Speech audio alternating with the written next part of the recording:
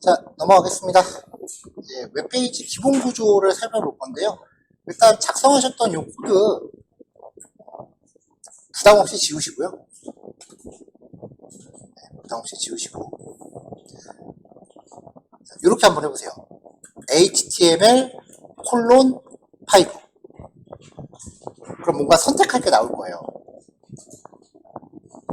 여기에서 엔터를 치세요. 선택된 상태에서 HTML 콜론 5하고 엔터 땅 치시면 어느 정도의 코드가 기본적으로 세팅이 돼요. 자, 만약에 이게 안 된다. 파일 저장하실 때 확장자가 HTML이 아니신 경우에요. 확장자가 HTML이 아니면 비주얼 스튜디오 코드는 어떠한 기능 제공을 안 해줘요.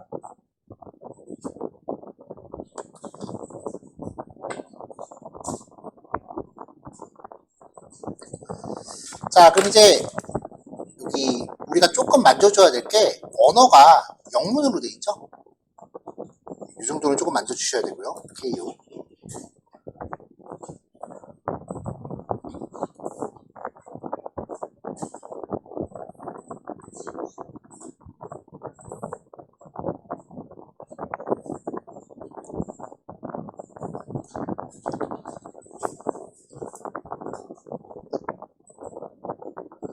자, 그 다음에 이제 교환에 있는 내용들 하나하나 살펴볼게요. 자, 이제 헤드 안에 들어가는 내용을 보죠.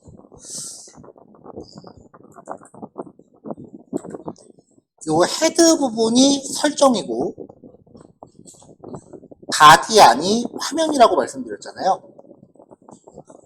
이제 오늘은 헤드 안에 들어가는 내용에 대해서 정리를 할 거예요.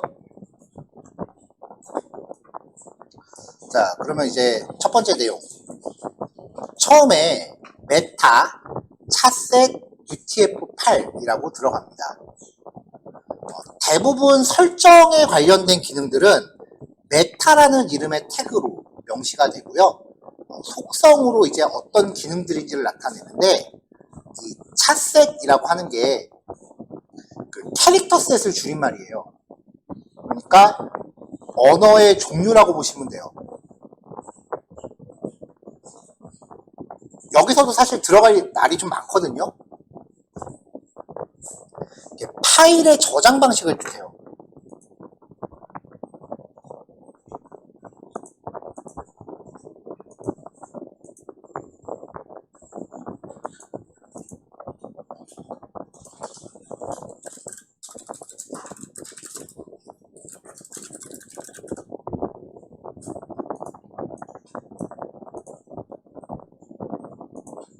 자, 제가 인터넷에서 조금 검색한 이미지로 보여드릴게요.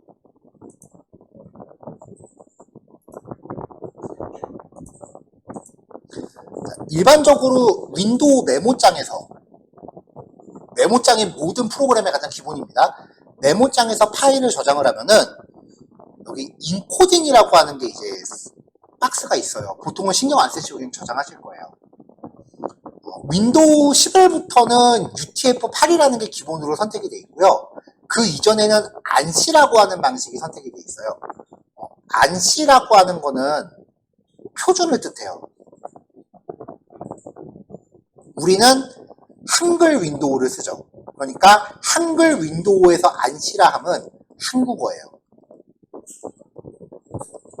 그 다음에 나머지는 신경 안 쓰셔도 되고요. UTF-8 얘만 신경 쓰시면 돼요.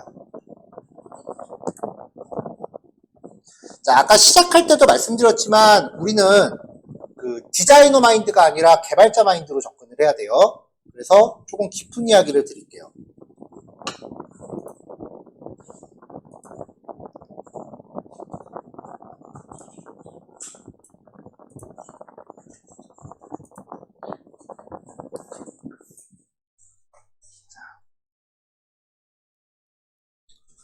컴퓨터라고 하는 기계는요,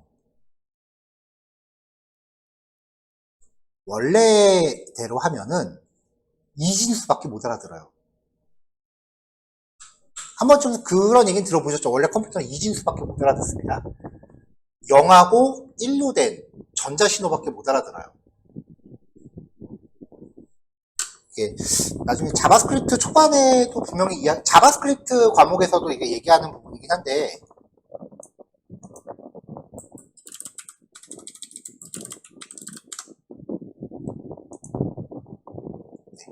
이런 그림 뉴스 같은 데 보면 가끔 이런 거 나오죠.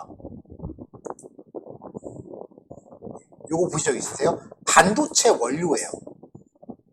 웨이퍼라고 부르는 원판이고요.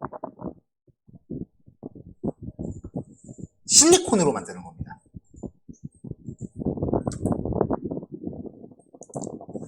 자, 이 웨이퍼라고 하는 녀석이 이제 반도체라는 특성을 가지는 물질인데, 도체, 전기가 흐르죠. 반대되는 개념은 부도체, 전기가 흐르지 않는다. 그리고 여기에 대한 중간적인 특성을 갖는 게 반도체. 반도체는 전기가 반만 흐른다는 게 아니고요. 여기에다가 열을 가하면 전기가 흘렀다 안 흘렀다 온오프가 되는 애예요. 근데 전기가 흐르는 거에는 면적은 중요하지 않아요. 그래서 이 웨이퍼를 반으로 쪼개면 전기가 흐를 수 있는 공간이 두 개가 되는 거죠. 이러한 특성을 가지고 과학자들이 전기가 흐르는 거를 1로 보고 전기가 흐르지 않는 거를 0으로 보자라고 얘기를 했어요.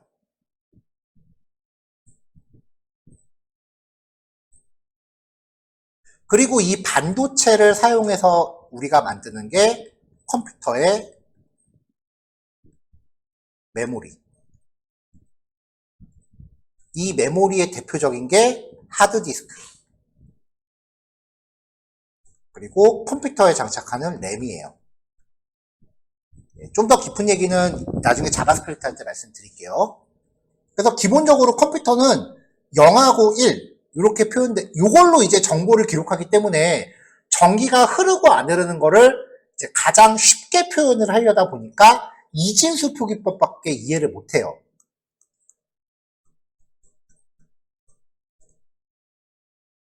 숫자가 0과 1만 존재하는 게 이진수죠. 0, 1, 그 다음이 10이죠.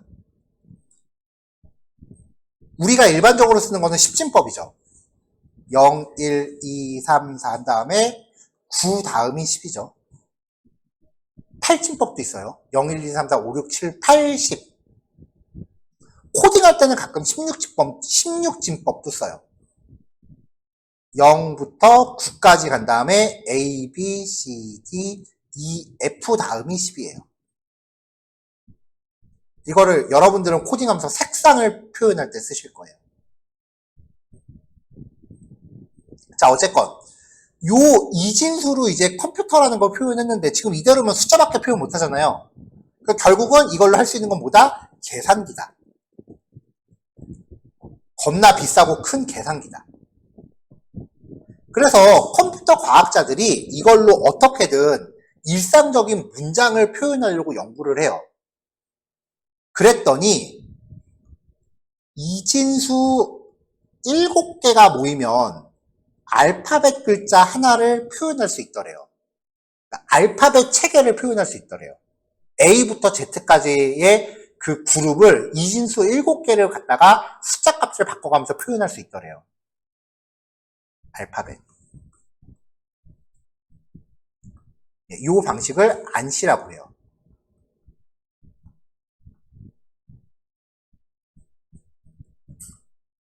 이거 자체가 외국 애들이 만든, 미국 애들이 만든 거니까 지네 언어에 맞췄겠죠. 우리는. 일본 애들은, 중국 애들은. 그래서 이진수 7개에다가 보통 책에서는 부호를 위한 1비트라고 표현을 해요. 이진수 1개가 1비트입니다. 여기에 부호를 위한 이진수를 추가하자.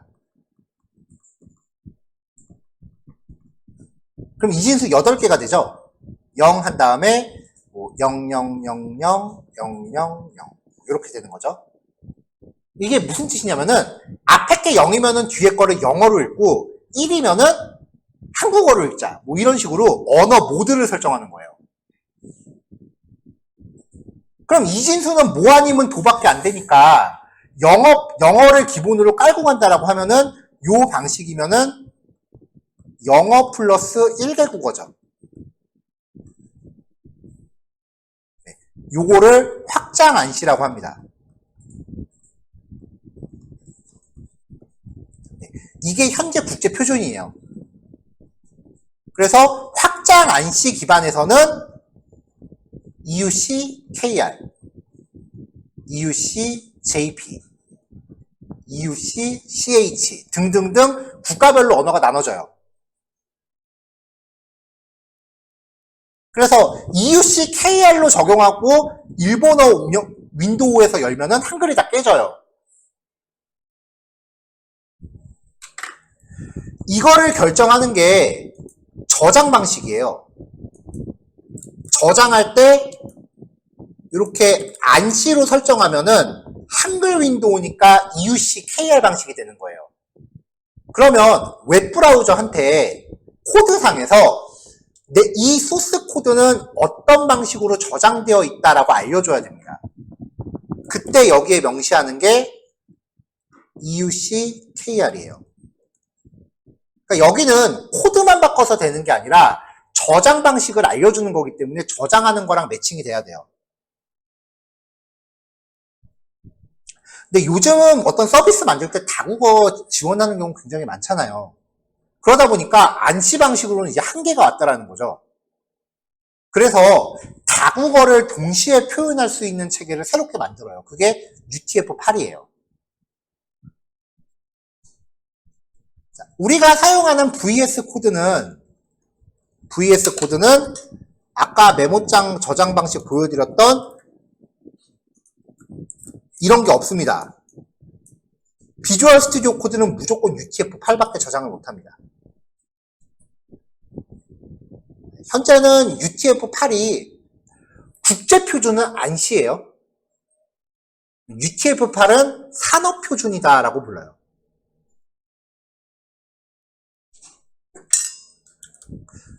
우리는 고민하지 말고 무조건 UTF-8 쓰시면 돼요. 왜냐면은 아까 말씀드렸던 프론트엔드의 꽃 AJAX라고 하는 기술이요. UTF-8밖에 지원을 안 해요. 그러니까 선택지가 없어요. 아직까지 UTF-8이 아니라 EUC KR로 작성되고 있는 웹페이지들이 있거든요. 거의 만들어진 지 20년 가까이 되는 웹사이트들이에요. 가장 대표적인 게 신문사 사이트들이 아직 EUC KR을 많이 써요.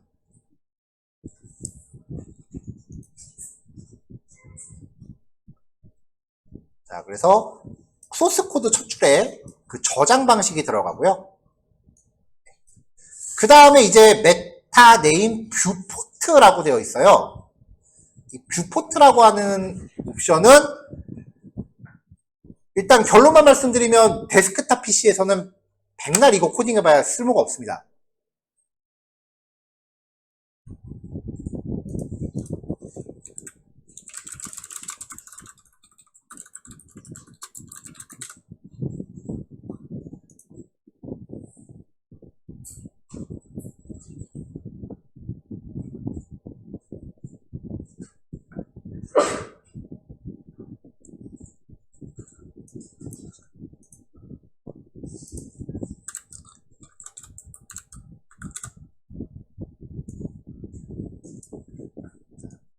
데스크탑 PC에서 웹서핑을 하면요.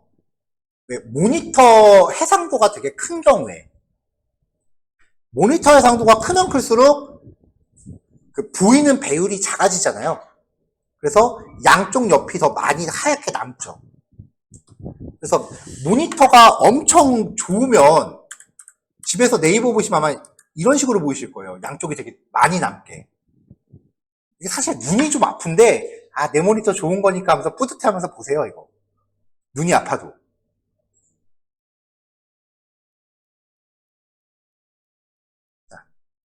근데 스마트폰으로 웹페이지를 보면은 만약에 여기서 데스크탑에서요 브라우저의 넓이를 줄이면 옆으로 스크롤이 되죠. 근데 스마트폰용 웹브라우저로 사이트를 보면은 초창기 때 하나면의 웹페이지가 이렇게 다 들어갔었어요. 초창기 때. 그래서 웹 서핑을 하려면은 손가락 2개 갖다 확대를 해서 봐야겠죠. 이게 모바일 웹브라우저의 기본 특성이에요. 지금도 이래요. 자, 이 얘기가 첫 번째. 자, 두 번째.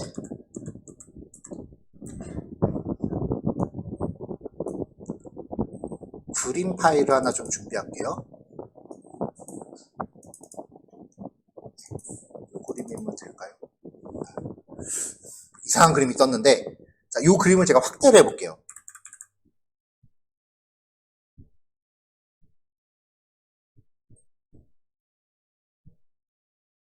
죄송합니다. 얘는 안 되겠네요. 하필 연계 도트 이미지네요. 실사 이미지가 좀 필요해서.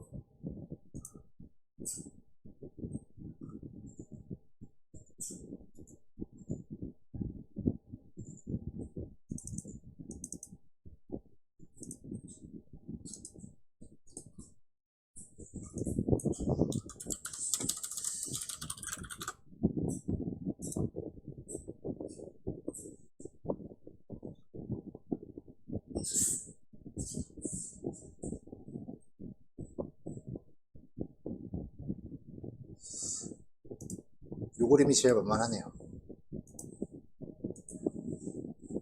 자, 이미지를 확대할게요. 이미지를 확대하면은 이미지 가장자리에 좀 자글자글하게 보이는 게 있어요.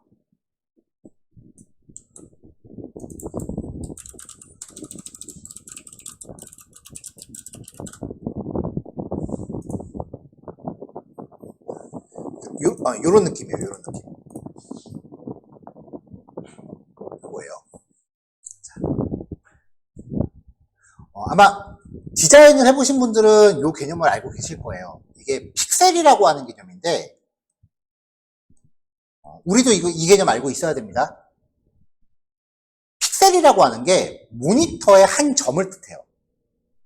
그러니까 우리가 일상에서 그 사이즈를 이야기할 때 말하는 가장 최소 단위, 일상의 최소 단위 1mm죠. 저 픽셀이 모니터의 1mm라는 개념이에요. 비슷한 개념이라고 보시면 돼요. 그래서 우리가 일반적으로 하는 이미지 파일은요, 이게 컴퓨터의 한 점, 모니터가 표현하는 한 점이에요. 이 점에 서로 다른 색상들을 채워놓는 게 이미지예요.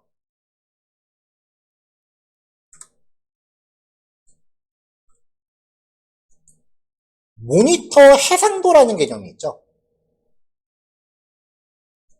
지금 제 컴퓨터 같은 경우는 이 가로 해상도가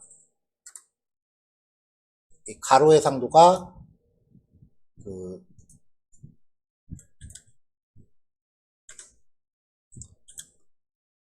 가로가 1920이고요. 그 다음에 세로 해상도는 1080입니다. 대부분의 컴퓨터 해상도가 이럴 거예요.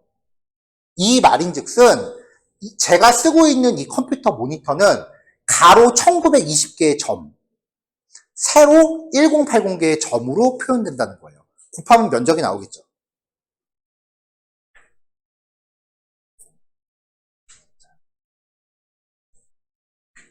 자, 이게 이제 컴퓨터에서 크기를 이야기하는 수치예요.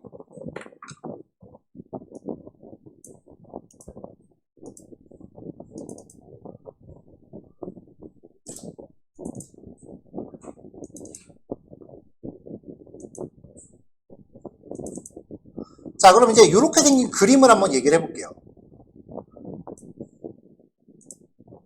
자, 이미지 파일의 정보를 확인해 보면은 512에 510이래요. 가로가 512픽셀, 세로가 512픽셀이래요. 자, 아까 제 모니터가 가로가 1920이었고 얘는 512니까 거의 대충 봐도 한 4분의 1 조금 넘는 수치네요. 그쵸? 대충 한 2000 잡고 500 잡으면 4분의 1 정도 나오겠죠?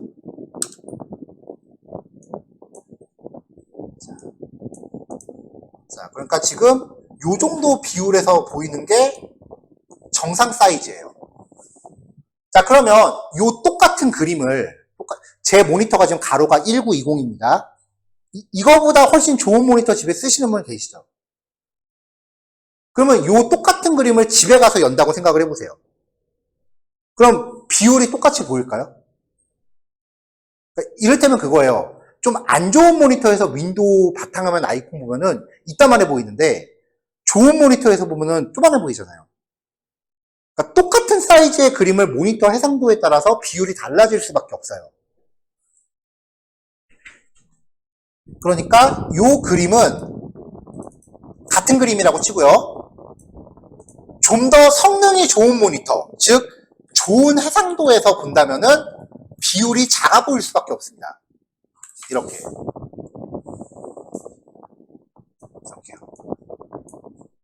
이게 당연한 거예요. 똑같은 사진이 좋은 모니터에서는 작아 보이고 안 좋은 모니터에서는 커 보이고. 스마트폰들이요. 되게 옛날 거부터 아이폰 3GS 초창기 아이폰이요. 거북이 등처럼 생긴 거. 걔는 가로 해상도가 320이었어요. 이 모니터의 4분의 1도 안 되는 사이즈였어요. 스마트폰 가로축 기준입니다. 짧은 축이요. 그 다음에 갤럭시2가 480이었어요. 좀 지나서 갤럭시 5? 그때쯤부터 그 사이에 이제 아이폰 4부터는 640이었고요. 그 다음에 720. 이게 아마 갤럭시 5쯤 됐을 거예요. 스마트폰이 발전하면서 그 가로면의 해상도가 계속 커집니다. 지금은 보통 1280 정도 돼요. 요즘 스마트폰은.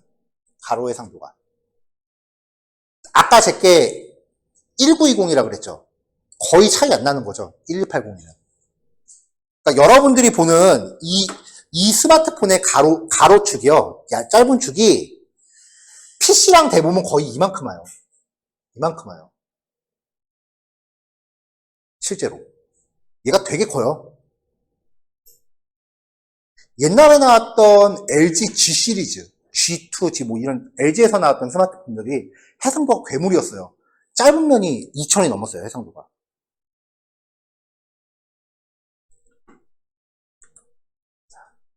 자, 그럼 다시. 스마트폰의 해상도는 점점점 발전할수록 점점 커졌죠. 그러면 요 그림을 스마트폰의 발전의 변천사에 따라서 요 그림을 다 보여준다 그러면 어떻게 된다? 점점 작아 보여야 정상이죠. 자, 이제 여러분들이 알고 있는 네이버 메인을 떠올려 보세요. 스마트폰 기준으로. 비율이 달라요? 다 똑같아요. 스마트폰이 그렇게 바꿔도. 디자인하는 사람들은 그거 디자인 사이즈별로 다 따로 그려요. 죽습니다. 그거 노가다 끝납니다, 진짜.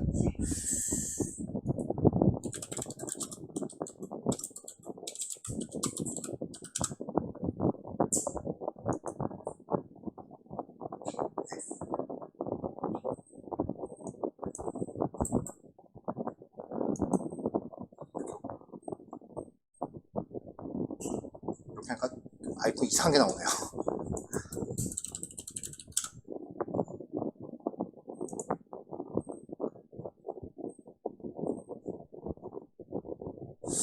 검색이 잘 안 되네요. 진짜로 그 디자인 하시는 분들 보시면은 스마트폰 같은 경우에 해상도별로 다 그리고 앉아 있어요. 그래서 똑같은 그림 한 6, 7개를 그려요, 진짜. 그래서 요즘은 예전에는 웹 디자인 한다 그러면 포토샵이 국룰이었거든요. 지금은 포토샵 안 써요. 왜냐면 진짜 다 그려야 돼서. 그래서 보통은 일러스트레이터로 많이 넘어갔더라고요. 근데 웃긴 건 옛날 스마트폰이나 지금 스마트폰이나 가로로 요거 LCD를 물리적으로 재보면 똑같아요. 그러니까 물리적인 LCD에서 가끔 갤럭시 노트 같은 좀 변태들이 있긴 한데 걔네들은 논외로 치고 대부분 요 가로 물리적인 면적은 거의 비슷해요. 크게 변하지는 않았죠. 그 말인즉슨 물리적인 공간에 보여지는 면적이 요만했다가 요만했다가 요만했다가 점점 압축이 돼서 들어간다는 얘기예요. 같은 면적상의 해상도가 더 커질수록 이미지는 더 선명해지거든요. 그러면 모바일 웹페이지를 제작하는 우리는 어떻게 해야 된다? 만약에 모바일 웹 기준이라고 하면 스마트폰 종류별로 웹페이지 다 따로 만들어야 된다. 앱 개발자들을 만약에 스마트폰 앱이라 그러면 보통 한 3종류 만들어요. 그래서 해상도별로 실제로. 자, 아까 제가 말씀드렸는데 스마트폰 해상도가 아무리 바뀌어도 물리적인 화면 사이즈는 거의 비슷하다 그랬죠. 요 태그는요. 웹페이지의 가로폭을 물리적인 장치폭으로 강제로 똑같이 맞춰버립니다. 그래서 이걸 쓰고 나면 스마트폰의 원래 해상도가 얼마이건 간에 웹브라우저 안에서는 해상도가 다 비슷해져요. 그리고 제가 아까 모바일 브라우저는 기본적으로 한 화면 안에 다 때려박으려고 든다고 말씀드렸죠. 그래서 PC용 사이트가 축소돼서 보이는 거거든요. 이니셜 스케일, 초기 확대 비율을 1, 축소시키지 마라. 그냥 원래 비율대로 보여줘라. 라고 합니다. 요 특성 2개만 집어넣으면은 스마트폰 종류를 안 가리고 적어도 웹페이지 제작에 대해서는 사이즈 걱정 안 해도 됩니다. 한 번에 끝납니다. 그 뒤에 거는 이제 선택사항이에요. 미니멈 스케일 1, 맥시멈 스케일 1, 유저 스케일 레이블 노. 이게 뭐냐면은 최대 스케일은 1, 최소 스케일 1. 이 말은 확대 축소하지 말란 얘기예요.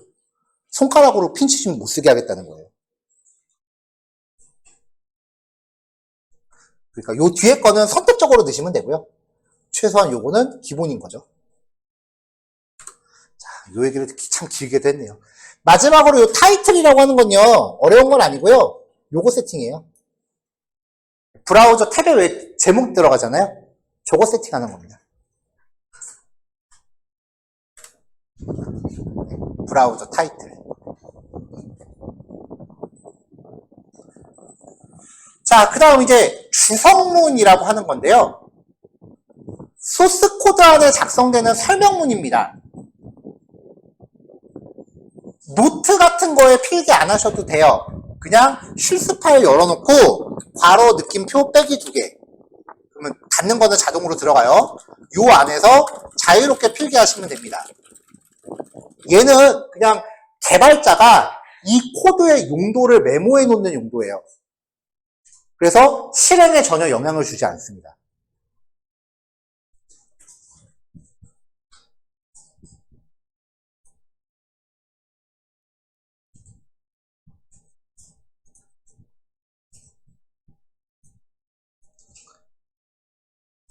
자, 요 내용들을 다 정리해 보면요.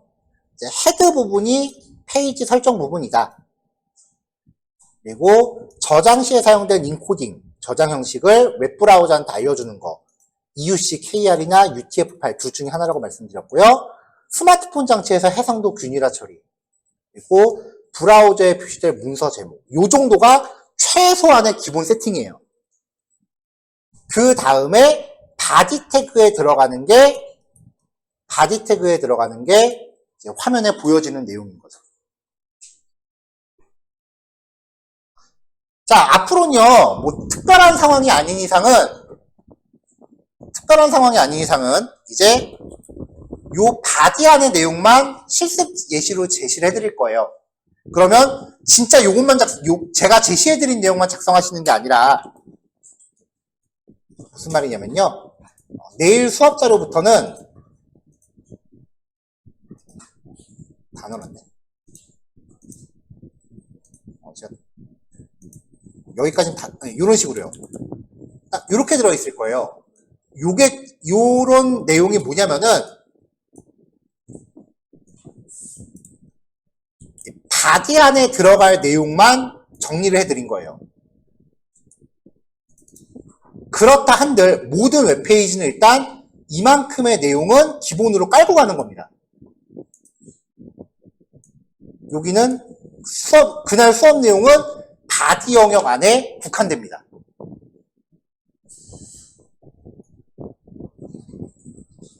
그래서 기본으로 깔고 가는 내용이니까 이 코드 작성하는 프로그램도 그걸 아니까 맨날 작성하라 그러면 열받잖아요. 똑같은 거. 그러니까 단축키로 이렇게 제시를 해주는 거죠.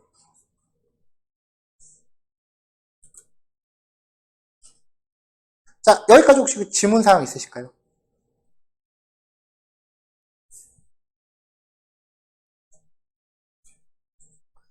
자, 마지막으로요.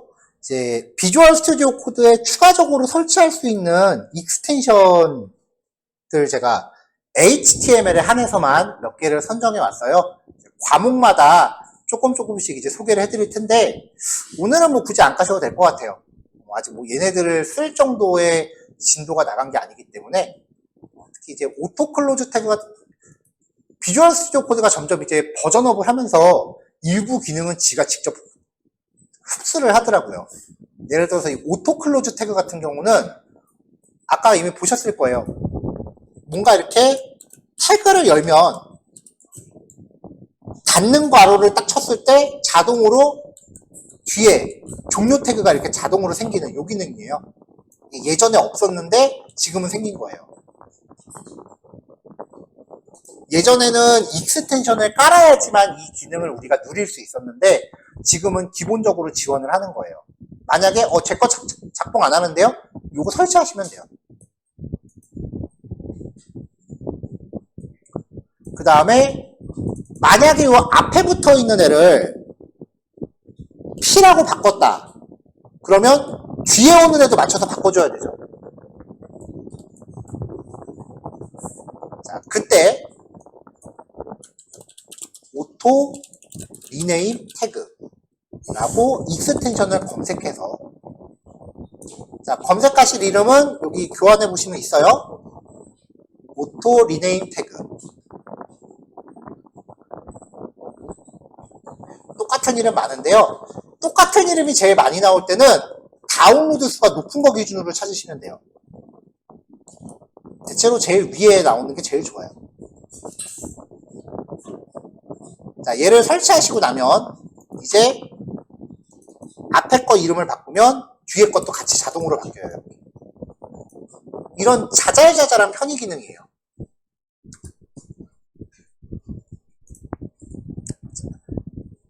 자, 하나만 더 볼게요. 칼라 하이라이트. 이게 뭐냐면은 코드 작성하고 요거는 안 따라 하셔도 됩니다.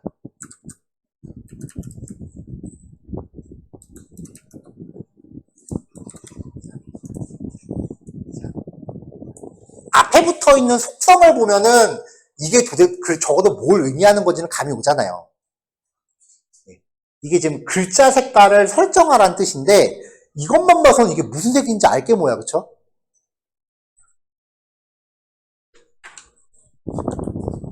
이때 아까 그 칼라 하이라이트라고 하는 익스텐션 얘를 설치하면요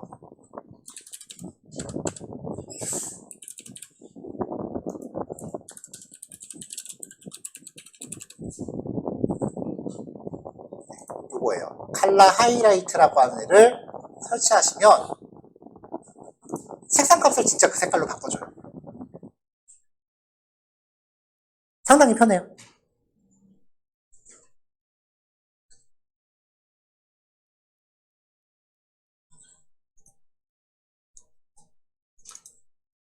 자, 뭐 여기까지는 뭐 다른 긴 설명 안 드려도 바로바로 이제 적용해서 쓸 수 있는 거니까 요거 3개까지는 제가 오늘 말씀드렸는데 여기 나머지 것들은 이후에 설명들이 좀 필요해요.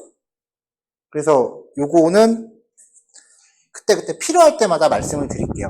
프리티어는 뭐 내일 얘기해도 될 것 같긴 한데 라이브 서버는 지금 말씀드리기 조금 애매해요. 마지막으로 하이라이팅 매칭 태그라고 하는 플러그인은요. 이것도 굳이 안 까셔도 되더라고요. 여기 앞에 태그를 딱 선택하면 짝을 찍는 반대쪽 태그를 색깔로 강조해주는 기능이거든요. 근데 이게 지금 기본 지원이 되고 있는 것 같아서 굳이 안 까셔도 될 것 같아요.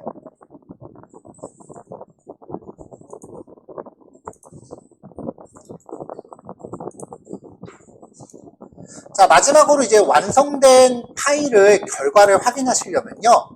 윈도우 폴더 창에서 거기를 직접 들어가셔서 이 파일을 더블 클릭하시면 됩니다. 웹브라우저로 열릴 겁니다. 이렇게 열리는 거죠.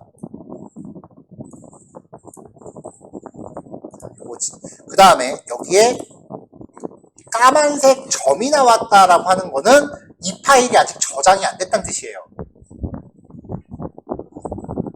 컨트롤 S 눌러서 저장하시고, 저장 사항을 확인하시려면은 웹브라우저 화면을 새로 고침하시면 됩니다. 새로 고침 누르시면은 저장된 내용이 반영이 될 겁니다. 기본적으로 내가 소스 파일을 고쳤다 그래서 화면에 자동으로 바뀌진 않아요. 항상 새로 고침하셔야 돼요. 물론 자동으로 반영되게끔 해주는 게 있기는 해요. 그래도 이게 FM이니까 우리 최소한 이번 주는 FM대로 하자고요.